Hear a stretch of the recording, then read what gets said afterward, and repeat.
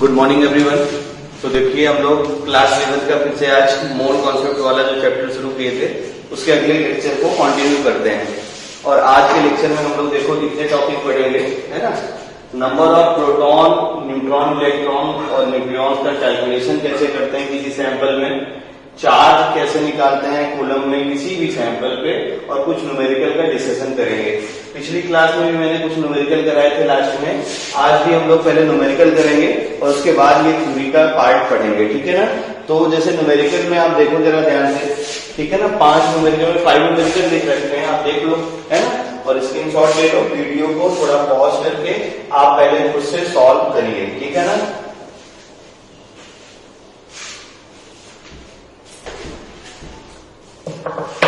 चलिए, जिनसे हो जा रहे हैं अच्छी बात है, और जिनसे नहीं हो रहे हैं वो जरा ध्यान से देखिए, ठीक है ना। जैसे सबसे पहला वाला जो क्वेश्चन है, सबसे पहले हम लोग इसी को देखते हैं। आपको क्वेश्चन को ध्यान से पढ़िए तो आपको कुछ ना कुछ इसमें नजर आएगा, एक क्लू मिलेगा जिससे हम लोग कैलकुलेट कर पाएंगे कि कैसे हम लोग इसका, ठीक है ना, इस क्वेश्चन को सॉल्व करें। क्वेश्चन पढ़िए जरा नंबर 1 नंबर पे।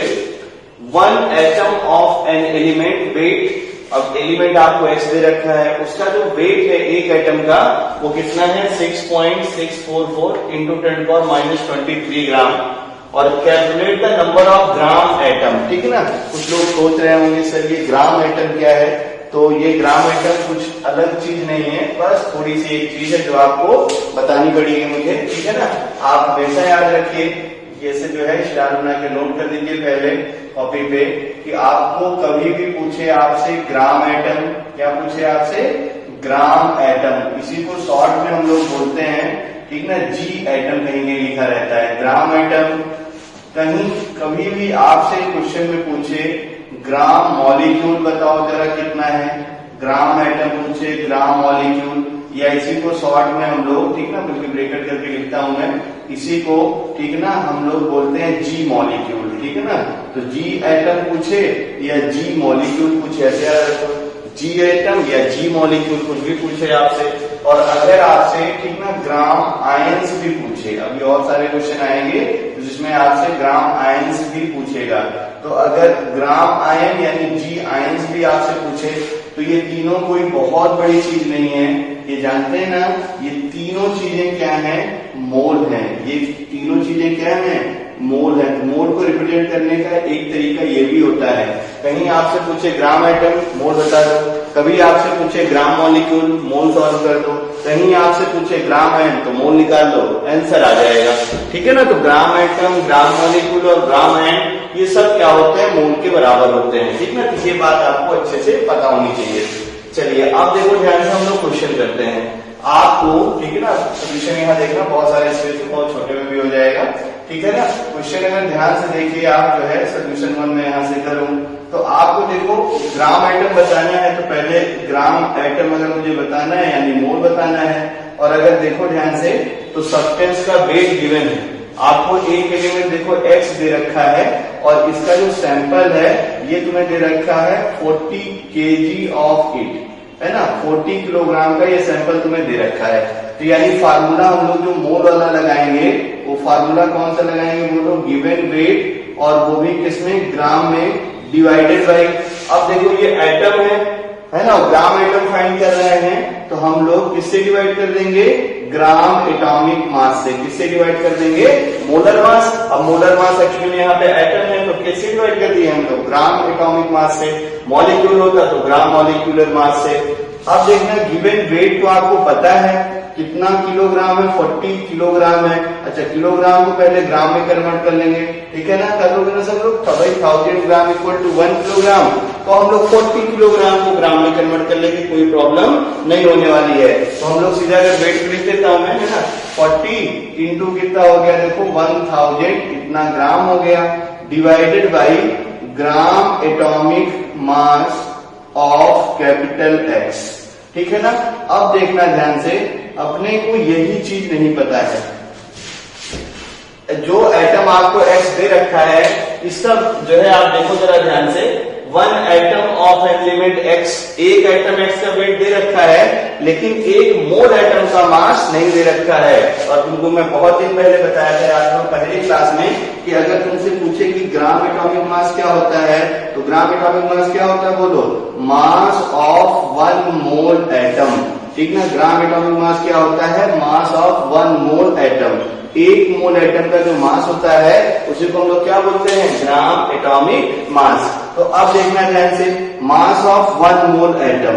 अब mass of one mole atom अगर निकालना है मुझे तो आपको अच्छे से पता है, देखो क्या हो जाएगा formula, mass of one atom मतलब एक एटम का कितना मास है और एक मोल में कितने एटम होते हैं, एक मोल में एटम होते हैं 6.02 10⁻23, ठीक है ना। तो अब देखना भाई एक मोल एटम का मास चाहिए तो एक मोल में कितने एटम है 6.02 10⁻23, और अगर मुझे एक एटम का मास पता चल जाए तो दोनों मल्टीप्लाई कर दूंगा तो टोटल ग्राम एटॉमिक मास पता चल जाएगा, यानी मास ऑफ वन मोल एटम पता चल जाएगा। तो हम लोग क्या करेंगे, सब डेटा यहाँ देखो पता है अपने पास। एक मोल एटम का मास कितना है, देखो 6.644 इंटू 10⁻23, और एक मोल एटम में कितने नंबर होते हैं, देखो 6.02 10⁻23।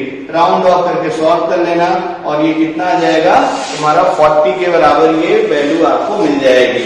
बात क्लियर हो गई होगी। अब तो ग्राम एटम बताना एकदम आसान है ना। मैं यहीं से सीधा सीधा लिख देता हूँ, यानी लिखना ध्यान से, इस वाले एक्सप्रेशन से मैं सीधा लिखूं तो जी एटम कितना हो गया है ना, बोलो ध्यान से, ग्राम एटम है ना, गिवन वेट कितना हो गया 40 इंटू 1000 ग्राम है ना, ये वेट किसमें हो गया ग्राम में, और आपने सॉल्व भी कर लिया। ग्राम एटॉमिक मास कितना हो गया 40 कैंसिल हो गया तो कितने ग्राम एटम आंसर हो गए तुम्हारे 1000, ठीक है ना। ये हो गया फर्स्ट प्रॉब्लम, समझ में आ गया होगा, ठीक है ना। लॉजिक आपको पकड़नी है, gram atom, gram molecule, gram एन सब क्या होता है मोल, ग्राम एटम, ग्राम एन, ग्राम मॉलिक्यूल सब क्या होते हैं मोल, ठीक है ना। और इसको आपको अगर कैलकुलेट करना है तो फार्मूला वही वाला है, वेट गिवन होगा तो वेट लगाएंगे, वॉल्यूम गिवन होगा तो वॉल्यूम लगाएंगे, और पार्टिकल्स गिवन होंगे तो पार्टिकल के फार्मूले से मोल निकालेंगे। और ये बात याद रखिए, ग्राम एटॉमिक मास क्या होता है, मास of one mole atom, gram molecular mass क्या होता है, मास ऑफ वन मोल मॉलिक्यूल। बात क्लियर हो गई होगी। चलिए ये पहला क्वेश्चन को मैं इरेज करता हूं। आप देखो जरा ध्यान से, क्वेश्चन नंबर 2 है ना, क्वेश्चन नंबर 2 जिनका सॉल्व हो गया अच्छी बात है, जिनका नहीं सॉल्व हुआ है जरा वो ध्यान से देखिए, और जिनका सॉल्व हो गया है वो जरा आंसर भी मैच करिए, ठीक है ना। चलिए, what will be the volume occupied by one mole atom, ध्यान से देखना, one mole atom of a monoatomic gas और one mole atom of a diatomic gas। अच्छे से याद रखो, तुम्हारे पास देखो one mole atom है, बता रहा पूछ रहा है कि कितना वॉल्यूम ऑक्यूपाई करेगा जब ये मोनोएटॉमिक है, और कितना वॉल्यूम एक एटम ऑक्यूपाई करेगा जब ये तुम्हारा डायटॉमिक है। तो क्वेश्चन नंबर 2 देखो जरा ध्यान से, यहाँ मैं सोल्यूशन बनाता हूँ तो का एकदम आसान सा है, ध्यान से देखो। जैसे मान लो अपने पास एक कंटेनर है, अच्छा क्वेश्चन में जैसे देखो इसमें कुछ दिया नहीं है ना कि किस पे वॉल्यूम बताओ किस पे वॉल्यूम ना बताइए, तो ये अंडरस्टूड है कि वॉल्यूम हमें एनटीपी पे बताने से, देखो यहाँ इस वाले क्वेश्चन पे देख रखा ना एनटीपी पे, तो ये अंडरस्टूड होता है कि एनटीपी पे ही कैलकुलेशन करनी है, एनटीपी या एसटीपी आप जानते भी हैं इसको बड़े अच्छे से। तो अगर यहाँ दिया रहे तब भी अच्छी बात है, ना दिया रहे तब भी कोई डरने की जरूरत नहीं है। तो अब देखो ध्यान से, हमने एक सैंपल कंटेनर ले लिया और इस कंटेनर को अगर ध्यान से देखो वॉल्यूम बताना है, इस कंटेनर को हम लोग लिख देते हैं, कहाँ पे रख देते हैं एसटीपी पे, और इस कंटेनर को हम लोग कहाँ रख देते हैं एनटीपी पे। तो अब देखना ध्यान से, हमारे पास 1 मोल एटम है, हमारे पास जो है 1 मोल एटम है, और 1 मोल एटम के दो चीजें लेनी है। एक तो लेना है कि जब ये गैस तुम्हारा मोनोएटॉमिक हो, जब ये गैस तुम्हारी कैसी हो monoatomic, what will be the volume occupied by the, ठीक है ना। तो गैसेस बोल रहा है इसलिए 1 जो है गैसेस बोल रहा हूं। तो अगर ये तुम्हारा देखो मोनोएटॉमिक गैस हो जाए और यही जो आपकी गैस है ये क्या हो जाए, बोलो डाई एटॉमिक गैस हो जाए, ठीक है। पूछ रहा है कि बताइए जरा कितना वॉल्यूम ऑक्यूपाई करेगा, तो यानी फर्स्ट का आंसर देखो, तो मोनोएटॉमिक मतलब क्या हो गया कि आपके पास ये एक एटम है और इस एक एटम को आप ले जाके यहाँ पुट करेंगे, इसके होल वॉल्यूम को वो एक एटम क्या करेगा ऑक्यूपाई कर लेगा, बात समझ में आ गई होगी। तो यानी फर्स्ट का आंसर कितना हो गया 22.4 लीटर, यानी एक एटम का जो वॉल्यूम आएगा, यानी जो आपका इस वॉल्यूम मोनोटॉमिक गैस का जो वॉल्यूम आएगा वो कितना हो जाएगा 22.4 लीटर, क्योंकि आप जानते हैं ना 1 मोल अगर तुम्हें दे रखा है तो 1 मोल का मतलब ही क्या होता है बोलो 22.4 लीटर। क्लियर हो गया होगा। अब देखना ध्यान से, डायटोमिक गैस है तो डायटोमिक गैस मतलब ये देखो 2 एटम हो गए। अब हम लोग जब डायटोमिक गैस को यहाँ फिलअप करेंगे तब क्या होगा, देखो जरा ध्यान से, ये 2 एटम यहां से जाएंगे और इसको फिलअप करेंगे, यानी इसके होल वॉल्यूम को ये दोनों एटम मिलकर क्या करेंगे कवर अप कर देंगे। बात समझ में आनी होगी। तो सेकेंड का आंसर जो हो जाएगा वो कितना हो जाएगा भाई, 1 है तो कितना खा रहा है 22.4, तो 2 है तो कितने खा जाएंगे, 2 से डिवाइड कर दो 11.2 लीटर। बात क्लियर हो गई। तो ये हो गया आपका सेकेंड वाला प्रॉब्लम, ठीक है ना। तो ये है, अगर भाई कंटेनर फिक्स है तो एक अगर मोनोटॉमिक गैस जाएगी 1 मोल जितना कंटेनर उससे ज्यादा होना नहीं है तो जाके पूरे वॉल्यूम को ऑक्यूपाई कर लेगा, यानी 22.4 लीटर। और जब 2 एटम जाएंगे तो वो भी पूरे वॉल्यूम को ऑक्यूपाई कर लेंगे, तो एक कितना खा जाएगा 11.2 लीटर। आई होप सेकेंड वाली प्रॉब्लम भी आपको समझ में आ गई होगी, ठीक है ना। अब हम लोग बढ़ते हैं प्रॉब्लम नंबर 3 पे, ठीक है ना। तो थर्ड वाले प्रॉब्लम को ध्यान से देखिए, ठीक है ना। सॉल्यूशन नंबर 3, तो आप देखो जरा ध्यान से थर्ड में कैसे हम लोग सॉल्व करते हैं। तो थर्ड वाले प्रॉब्लम को फिर से देखो, एकदम अच्छे से जरा पढ़िए इस क्वेश्चन को। Calculate the number of atom present in, ठीक है ना, 5.6 litre of monoatomic gas and आपका डायटोमिक गैस। कुछ नहीं करना है, पहले आप, मैंने कल भी बोला था, जब तक फार्मूला ना याद हो जाए तब तक आप फार्मूला लिखते रहिए। Number of atom equal to क्या होता है बोलो, सैंपल का मोल, ठीक ना, मोल ऑफ सैंपल इनटू बोलो क्या होता है एटॉमिसिटी, और इनटू क्या होता है बोलो एवोगाड्रो नंबर। ये है नंबर ऑफ एटम निकालने का फार्मूला। सैंपल तुम्हें गिवन है, सैंपल क्या गिवन है 5.6 लीटर, है ना। मोनोटॉमिक गैस में कितने एटम होंगे और जब ये डायटोमिक होगा तब कितने एटम होंगे। तो पहले हम लोग सैंपल का मोल निकालते हैं। क्या गिवन है वॉल्यूम, फार्मूला क्या लगाएंगे गिवन वॉल्यूम, ठीक है ना, divided by standard molar volume. अब देखो गिवन वॉल्यूम कितना है 5.6 लीटर। अब ये अगर लीटर में गिवन है तो डिनोमिनेटर कितना लोगे बोलो 22.4 लीटर, क्योंकि आपको पता ही है स्टैंडर्ड मोलर वॉल्यूम 22.4 लीटर अगर लीटर में गिवन है। तो ये सब देखो कैंसिल हो गया, ये सब भी देखो कैंसिल हो गया, और अगर इसको सॉल्व कर दिया जाए तो बताओ कितना हो जाएगा तुम्हारा 4 टाइम्स चला जाएगा, ठीक है ना। तो यानी मोल अगर देखो ध्यान से तो कितने मोल हो गए 1/4 मोल आपका ये सैंपल का मोल पता चल गया। क्लियर हो गया होगा ये। तो अब देखो ध्यान से फर्स्ट पार्ट को हम लोग सॉल्व करते हैं। तो नंबर ऑफ एटम है ना, नंबर ऑफ एटम इन, सबसे पहले है तुम्हारे पास मोनो एटॉमिक गैस में कितने एटम होंगे। तो अब देखो ध्यान से फार्मूला ऊपर मैंने लिख रखा है। अब सीधा हम लोग आंसर बनाते हैं। बोलो सैंपल का मोल कितना 1/4, मोनो एटॉमिक है तो एटॉमिसिटी कितनी हो गई 1 इंटू क्या हो गया एवोगाड्रो नंबर। तो आंसर कितना हो गया, कितने जो है एटम होंगे Na/4। अगर आपसे न्यूमेरिकल में ऑप्शन दे रखा है तो Na की वैल्यू तुम्हें पता ही है 6.02 10⁻23 डिवाइडेड बाई 4 कर दो, जो आएगा वो आंसर हो जाएगा। सेकेंड वाला पार्ट देखो ध्यान से, आपको क्या बताना है नंबर ऑफ एटम है ना इन डाई एटॉमिक। इसमें जरा देख लेते हैं इन डाई एटॉमिक। तो डाई एटॉमिक गैस के लिए बात करेंगे तो सैंपल का मोल 1/4, एटॉमिसिटी 2 इंटू क्या हो गया एवोगाड्रो नंबर, सॉल्व कर लो कितना हो गया 2। तो कितने मॉलिक्यूल हो गए Na/2, वैल्यू अगर पूछा तो 6.02 10⁻23 और divided by 2। I hope problem number 3 भी समझ में आ गया होगा। अच्छा लग रहा है ना सबको। तो मेन है इस चैप्टर में कि आपको फॉर्मूले याद होने चाहिए। फॉर्मूले याद हो तो फिर टक टक आंसर आते चले जाएंगे, ठीक है ना। आपको कुछ भी करने की जरूरत नहीं है, बस क्या पूछ रखा है और क्या गिवन है इस चीज को अपने को फोकस करके रखना है।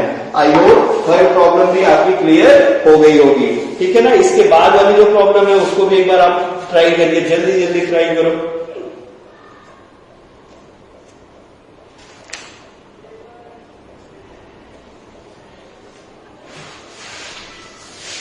चलिए मैं ही सॉल्व कर दो, मिटा दो ना। चलिए क्वेश्चन नंबर 4 देखो अच्छे से।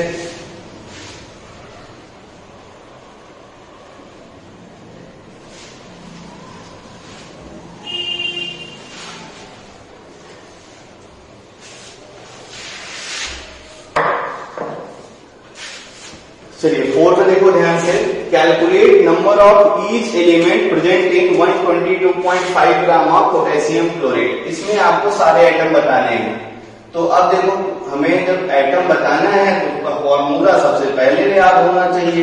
फॉर्मूला क्या है वो याद है तो काम कुछ करना ही नहीं। देखो नंबर ऑफ एटम, फॉर्मूला क्या होता है बोलो, सैंपल का मोल, जो भी सैंपल है, ठीक है ना, मोल किसका, देखो सैंपल का जो भी है सैंपल, और इनटू क्या है बोलो, उस पर्टिकुलर एटम की एटॉमिसिटी, और इनटू क्या कर लेना है बोलो, इवागैड्रो नंबर। ये हो गया तुम्हारा फॉर्मूला। अब हम लोग सैंपल का मोल निकालते हैं।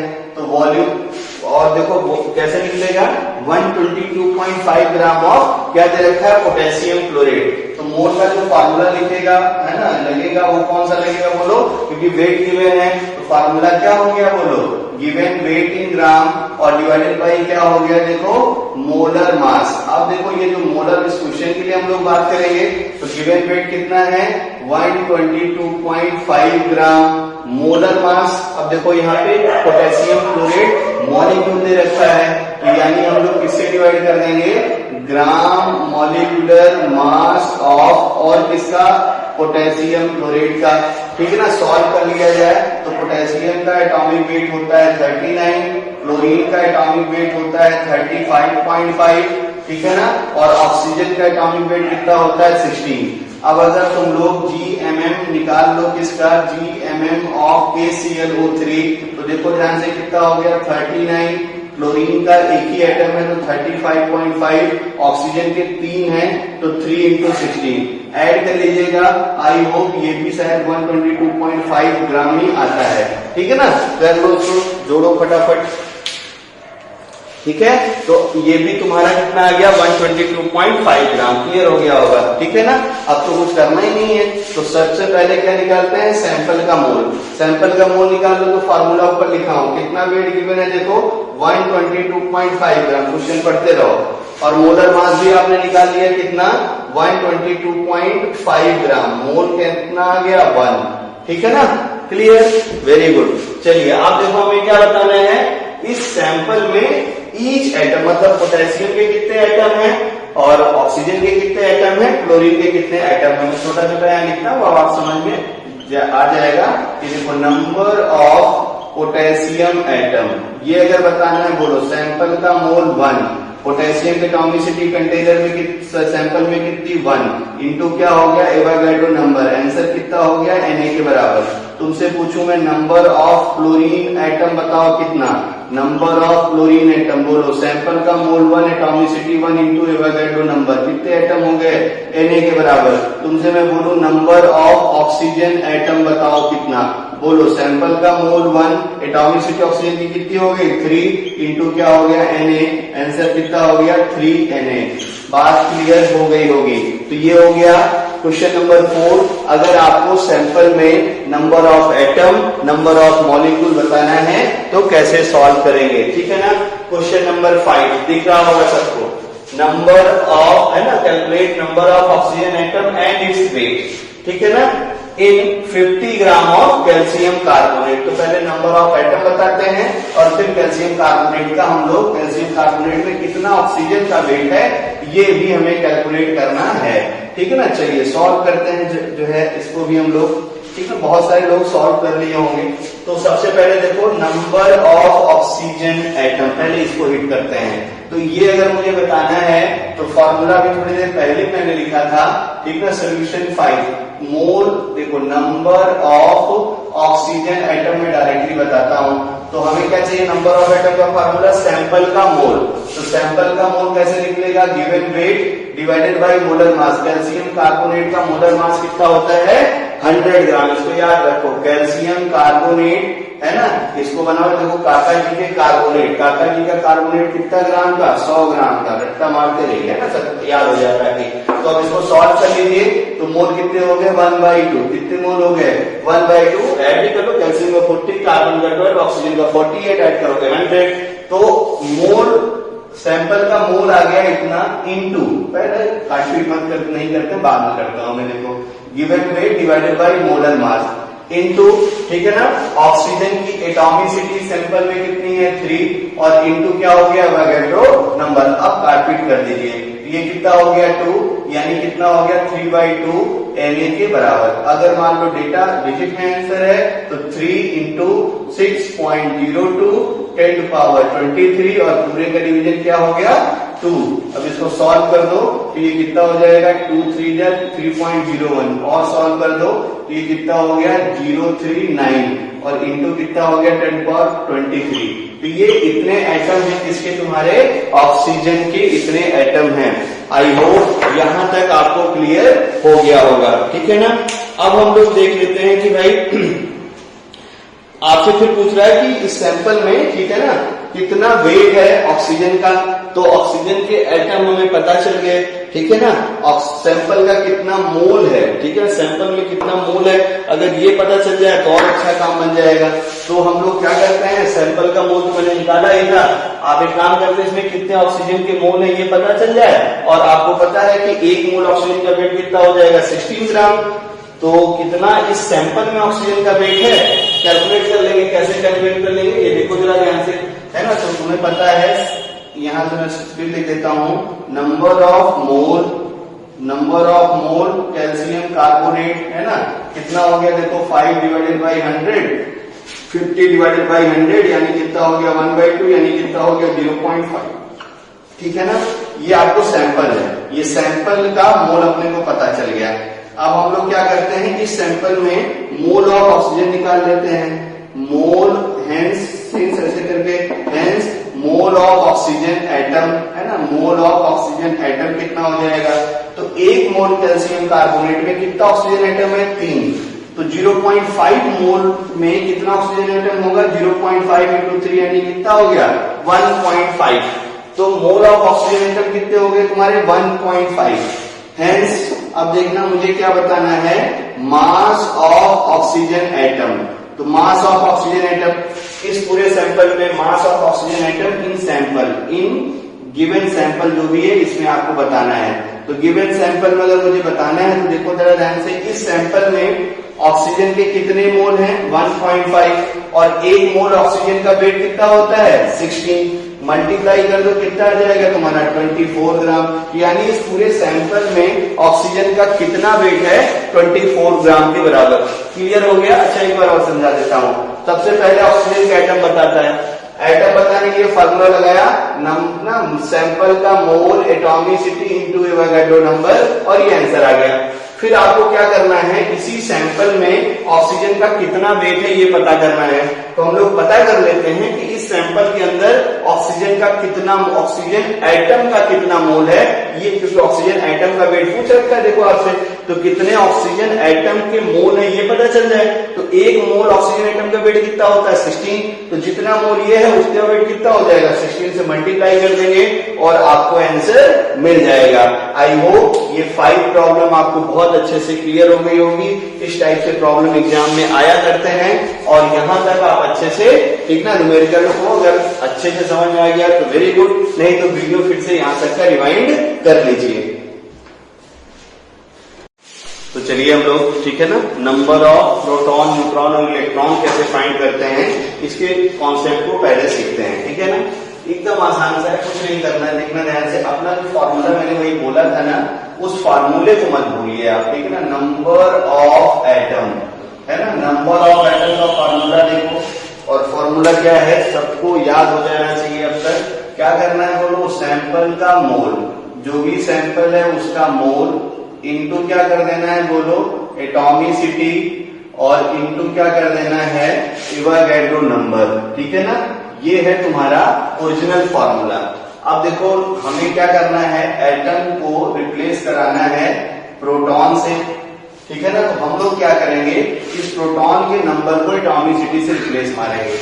अब ये सब कुछ लोग सोच रहे हैं कि इधर भी प्रोटॉन के नंबर तो कैंसिल हो जाएंगे। क्वेश्चन को करूंगा तब फिर समझना आइए, ठीक है ना। फिर अगर मान लो तुमसे इलेक्ट्रॉन पूछे कि भाई कितने इलेक्ट्रॉन है सैंपल में, तो जितने भी इलेक्ट्रॉन के नंबर सैंपल में होंगे यहां लाके ट्रांसफर कर देंगे। तुमसे न्यूट्रॉन पूछे कि कितना या कुछ भी नंबर पूछे आपसे, तो आप सारे नंबर को यहाँ लाके रिप्लेस कर दीजिए, आंसर आना शुरू हो जाएगा, ठीक है ना। ये अच्छा सा ट्रिक है। अभी देखना, ये बड़ी सी प्रॉब्लम को एकदम आसान छोटे में कर देगा। कैसे सॉल्व करेंगे देखो जरा ध्यान से। जैसे एक क्वेश्चन मैंने ऐसे लिखा है, calculate total number of electron present in 1.6 gram of जो है CH4। इसी क्वेश्चन को अगर देखो ऐसे में क्वेश्चन लिखे, इस क्वेश्चन पे स्टार बना देना ताकि आपको याद रहे। इस स्टार का मतलब ये, जैसे ये क्वेश्चन ऐसे आपसे पूछता, calculate number of proton, number of electron ही है इसमें भी, तो number of electron in CH4, बस ये क्वेश्चन आता आपसे। तो calculate number of electron in CH4, आप लोगों को सैंपल जो CH4 का उसका कुछ वेट वोट दे नहीं रखता है इस वाले प्रॉब्लम में। तो ये वाले प्रॉब्लम को जो आपने क्लास 9 में पढ़ा था, ठीक है ना, क्या पढ़ा था, एटॉमिक स्ट्रक्चर ऑफ एटम में, उससे हम लोग कैसे प्रोटॉन न्यूट्रॉन इलेक्ट्रॉन कैलकुलेट करते थे, आ जाता था। तो हमेशा याद रखो, ये अगर क्वेश्चन ऐसे आ जाए तो इस प्रॉब्लम को सॉल्व करेंगे किससे, एटॉमिक स्ट्रक्चर से। कैसे सॉल्व करेंगे, एटॉमिक स्ट्रक्चर से। और अगर ऐसा कुछ लिखा सैंपल से पहले, इतना ग्राम, इतने लीटर, इतने मॉलिक्यूल, तो पक्का समझ लो इस वाले प्रॉब्लम को जैसे ये लिख दिया तो हमेशा याद रखना इस वाली प्रॉब्लम को सॉल्व करेंगे मोल कॉन्सेप्ट से। ये बहुत सारे बच्चों को कंफ्यूजन रहता है कि कब हम लोग एटॉमिक स्ट्रक्चर लगा लें और कब हम लोग, ठीक है ना, मोल कॉन्सेप्ट लगाएं। तो आई होप यहां से क्लियर हो गया होगा। एटॉमिक स्ट्रक्चर में तब लगाना है जब सैंपल में कुछ ना दिया हो। इसका मतलब ये अंडरस्टूड है कि ये मतलब आपका CH4 है, इसमें कार्बन का एक एटम है, हाइड्रोजन के 4 एटम है। यहां पर अगर सैंपल दे दिया तो सैंपल में कितने एटम कार्बन है ना, ये हमें देखो यहां से पता चलेगा इस वाले फार्मूले से। तो इसलिए इस वाले प्रॉब्लम को एटॉमिक स्ट्रक्चर से और इस वाले प्रॉब्लम को हम लोग किससे करते हैं, मोल कॉन्सेप्ट से। खूब अच्छे से ध्यान से देखना। जैसे मान लो मुझे इसको अगर एटॉमिक स्ट्रक्चर से मैं सॉल्व कर लूं तो कार्बन का एटॉमिक नंबर 6, एटॉमिक वेट कितना होता है 12, हाइड्रोजन का एटॉमिक नंबर होता है 1, एटॉमिक वेट भी क्या होता है 1। तो हम लोग कार्बन में अगर सब कुछ लिखना चाहें तो कार्बन के अंदर प्रोटॉन कितने हैं बोलो 6, एटॉमिक नंबर क्या होता है प्रोटॉन। और अगर एटम न्यूट्रल होता है तो प्रोटॉन और इलेक्ट्रॉन के नंबर सेम होते हैं। तो प्रोटॉन के नंबर हो गए 6, इलेक्ट्रॉन के नंबर हो गए 6, ठीक है ना। और अगर मैं पूछूं कि जरा एटॉमिक वेट बताइए, है ना, तो 12, न्यूट्रॉन के नंबर अगर पूछूं यहाँ पे कितने हो गए 6 के बराबर, आता होगा सबको, है ना। जो एटॉमिक नंबर होता है वो प्रोटॉन का नंबर और जो एटॉमिक वेट होता है वो क्या होता है प्रोटॉन प्लस न्यूट्रॉन। वहां से मैंने यहाँ से सॉल्व कर लिया। अब देखो हाइड्रोजन की हम लोग बात करेंगे तो हाइड्रोजन में प्रोटॉन कितने होते हैं 1, और हाइड्रोजन में इलेक्ट्रॉन कितने होते हैं 1, और हाइड्रोजन में न्यूट्रॉन कितने होते हैं 0। ये याद रखते रहना, न्यूमेरिकली हम लोग नाइट्रोजन में न्यूट्रॉन कितना मानते हैं 0।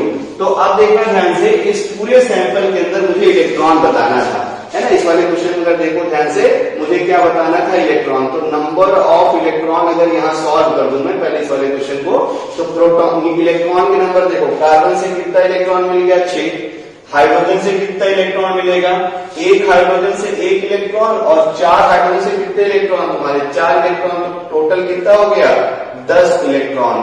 आई होप यहां तक क्लियर हो गया होगा। बस यही काम हमें इस वाले क्वेश्चन में करना है। तो अब जरा ये वाले प्रॉब्लम को यानी क्वेश्चन 1 को हम लोग सॉल्व करते हैं। ध्यान से देखना, क्वेश्चन नंबर 1 को अब मैं सॉल्व करता हूं। सबसे पहले सैंपल दे रखा है 1.6 ग्राम, ठीक है ना। तो हम लोग क्या करेंगे, पहले सैंपल का मोल निकालो। Given weight 1.6, molar mass CH4 का कितना 16। अगर सॉल्व कर लो तो मोल कितने हो गए 0.1 मोल CH4 आपको मिल गया, यानी इतना मोल CH4 है। अब हमें क्या करना है, इसी सैंपल में नंबर ऑफ इलेक्ट्रॉन इन, ठीक है ना, ध्यान से देखना, 0.1 मोल आपको CH4 सैंपल में बताना है कि कितना हो जाएगा। तो फार्मूला लिखते हैं, फर्स्ट देखना, number of electron equal to in given sample, जो भी आप लोग है ना, ये आपको बताना है। यहाँ की लिख देता हूं मैं। चलिए कैसे निकालेंगे फार्मूला, देखो सैंपल का मोल, तो सैंपल का मोल कितना है 0.1 इंटू, देखना ध्यान से, नंबर ऑफ इलेक्ट्रॉन, जो इलेक्ट्रॉन के नंबर है इसी से हमें इसको रिप्लेस कर देना है। तो इस सैंपल में इलेक्ट्रॉन कितने हैं ये देखो मैंने एटॉमिक स्ट्रक्चर से कैलकुलेट करके तुम्हें बताया है। तो यही काम हमें हर बार करना है, ठीक ना। तो कितने इलेक्ट्रॉन के नंबर है बोलो 10, और इनटू क्या हो गया देखो एवोगाड्रो नंबर, आंसर कितना आ गया 10 से मल्टीप्लाई हो गए तो कितना मॉलिक्यूल हो गया, कितने इलेक्ट्रॉन हो गए इसमें 6.02 इंटू 10⁻23, क्योंकि Na की वैल्यू यही ना होती है 6.02 इंटू 10⁻23, ठीक है। सही बार और समझ लो, जब भी क्वेश्चन तुमसे ये पूछे calculate number of electron in CH4, तो ओरिजिनल वाला एटॉमिक स्ट्रक्चर में जो आपने पढ़ा था वो वाला मेथड लगा के आप प्रोटॉन, न्यूट्रॉन, इलेक्ट्रॉन के जो भी नंबर पूछे आप उसको आंसर बता दीजिए। क्लियर। क्वेश्चन अगर ऐसा पूछे calculate total number of electron, proton, neutron present in that sample, sample में ग्राम, लीटर कुछ भी ऐसे यहां दिया रहे, तो हमें ये क्वेश्चन को कैसे करना है मोल से। पहले क्या करिएगा एटॉमिक स्ट्रक्चर वाले से ऐसे प्रोटॉन, इलेक्ट्रॉन, न्यूट्रॉन जो भी आपसे पूछे वो कैलकुलेट कर लेना है और ये कैलकुलेट करके रख लेना अपने पास, ठीक है ना, साइड में। अब हमें क्या करना है, अभी ये रफ वर्क है, इसको दिखाने की जरूरत नहीं, आप सीधा यहाँ दिखाइए, सीधा ये लाइन से दिखाइए, सैंपल दिखाइए और डायरेक्ट फार्मूले से ये दिखाइए, ये तो अपना ट्रिक है ना। तो ये बताने की क्या जरूरत है किसी को, फटाफट आंसर बताइए अपना। Number of electron in 0.1 mole of CH4, formula लिख के आंसर बता दीजिए, ठीक है ना। क्या फार्मूला, सैंपल का मोल, एटॉमिसिटी की प्लेस पे क्या रिप्लेस मारेंगे, इलेक्ट्रॉन के नंबर। क्लियर। फिर पूछे तुमसे कि जरा बताइए प्रोटॉन के नंबर, वो भी मैं इसमें कर सकता हूँ। आई होप ये क्लियर हो गया होगा। एक न्यूमेरिकल और करता हूँ तो ज्यादा अच्छा आपको ये समझ में आ जाएगा, ठीक है ना। चलिए इसी को मैं इरेज करता हूँ और फिर आपको एक क्वेश्चन और कराता हूँ। ध्यान से देखो, जब भी मैं आपसे बोलूँ, ठीक ना, ये क्वेश्चन को थोड़ा ऐसे कर देता हूँ मैं।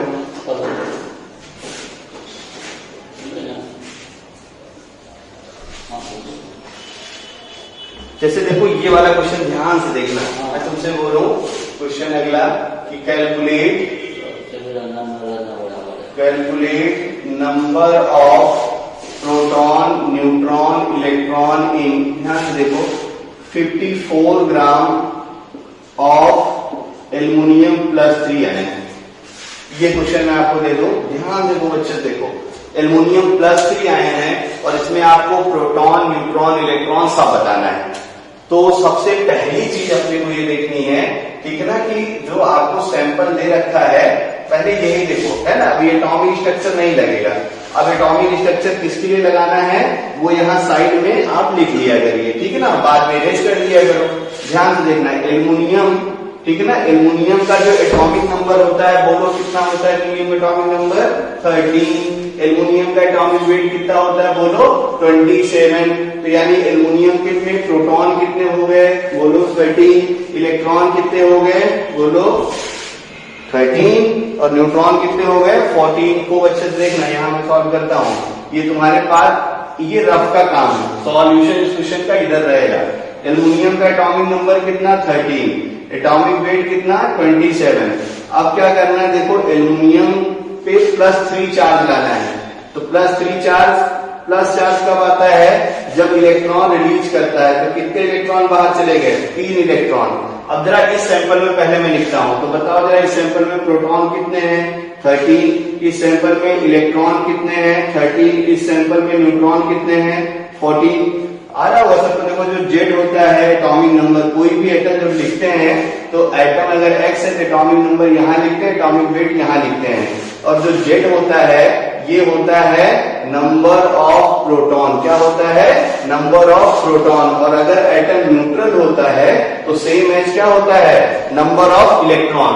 और जो ए होता है ये क्या होता है, number of proton, atomic weight इसको बोलते हैं।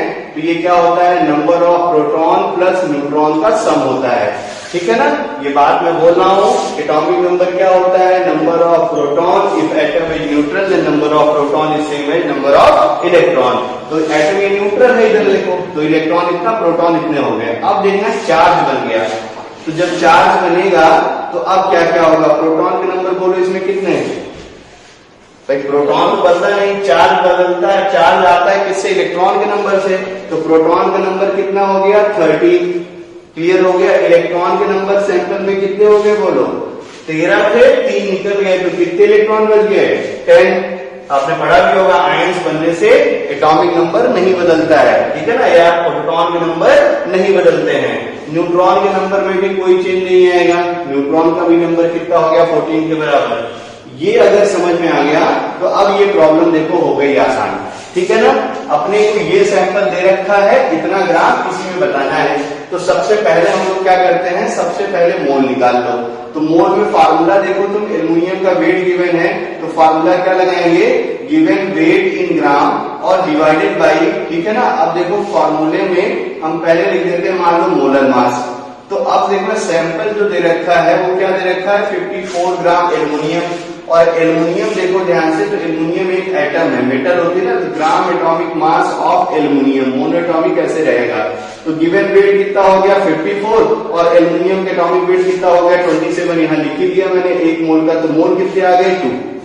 क्लियर। अब देखना ध्यान से, सब आता है। नंबर ऑफ प्रोटॉन इन, ठीक है ना, ध्यान से देखो कितना है तुम्हारा?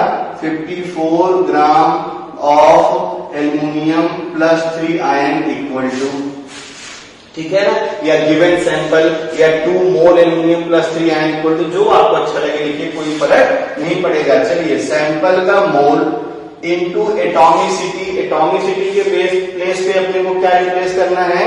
कितने प्रोटॉन के नंबर हैं?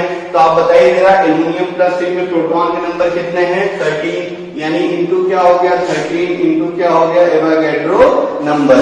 तो यानी प्रोटॉन के नंबर कितने हो गए? 26 Na के बराबर, ठीक है ना। फिर देखो number of electron in 54 gram of aluminium plus 3, बोलो सैंपल का मोल कितना? 2। इलेक्ट्रॉन के नंबर बोलो एल्युमिनियम प्लस 3 में कितने हैं? 10, और इंटू क्या हो गया? Na, यानी इलेक्ट्रॉन के नंबर बोलो जरा कितने? 20 Na के बराबर। फिर देखो number of neutron in 54 gram of aluminium plus 3, sample का मोल कितना? 2, न्यूट्रॉन के नंबर कितने हैं? 14, तो एटॉमिसिटी को रिप्लेस मानो न्यूट्रॉन के नंबर से, इंटू क्या हो गया? Na, आंसर कितना हो गया बोलो? 28 Na, ठीक है ना। आई होप अच्छा लगा ना। ये क्लियर हो गया होगा कि कैसे आप प्रोटॉन के नंबर और कैसे आप न्यूट्रॉन और इलेक्ट्रॉन के नंबर बताएंगे, ठीक है ना। तो ये हो गए प्रोटॉन, न्यूट्रॉन और इलेक्ट्रॉन के नंबर का कैलकुलेशन, ठीक है ना। एक चीज और हम लोग कर लेते हैं, जो आपको मैंने लिख रखा था कि आप जरा चार्ज को कैलकुलेट कैसे करते हैं, इसकी कहानी हम लोग सीखते हैं। यहां तक वीडियो रिवाइंड करके एक बार फिर से देख लीजिए। अगले पार्ट में हम लोग चार्ज कैसे फाइंड करते हैं ये सॉल्व करेंगे।